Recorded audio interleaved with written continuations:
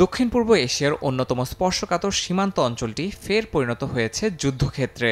শান্তি আলোচনা ঘোষণার কয়েক ঘণ্টা পর রোববার সকালে থাই কম্বোডিয়া সীমান্ত জুড়ে আবারও শুরু হয় গোলাগুলি ও ভারী কামান হামলা। কম্বোডিয়ার প্রতিরক্ষা মন্ত্রণালয়ের দাবি, থাইল্যান্ড উপকূলবর্তী একাধিক স্থানে হামলা চালিয়েছে।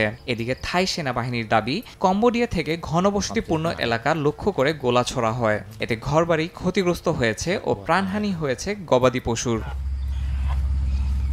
এর আগে ৩ দিনের রক্তক্ষয়ী সংঘর্ষে প্রাণ হারান বেশ কয়েকজন, আহত হয়েছেন আরও শতাধিক এবং উভয় দেশের সীমান্ত অঞ্চল থেকে সরিয়ে নেওয়া হয়েছে প্রায় ১,৩০,০০০ মানুষকে। এ প্রেক্ষিতে ডোনাল্ড ট্রাম্প ফোনালাপ করেন থাইল্যান্ডের অন্তর্বর্তী প্রধানমন্ত্রী ও কম্বোডিয়ার প্রধানমন্ত্রীর সঙ্গে।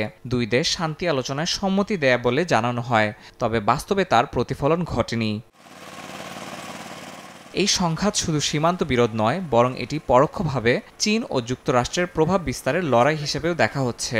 থাইল্যান্ড ঐতিহাসিকভাবে যুক্তরাষ্ট্রের ঘনিষ্ঠ মিত্র, আর কম্বোডিয়া বর্তমানে চীনের ঘনিষ্ঠ। সিএনএনের এক বিশ্লেষণে বলা হয়েছে, সামরিক শক্তিতে থাইল্যান্ড অনেক এগিয়ে আছে। অন্যদিকে কম্বোডিয়ার বাহিনী এখনও পুরনো সোভিয়েত ট্যাঙ্ক ও চীনা অস্ত্রের ওপর নির্ভরশীল। রাজনৈতিক সদিচ্ছার ঘাটতি ও আস্থাহীনতা এই সংঘর্ষ এখনও চলমান রেখেছে।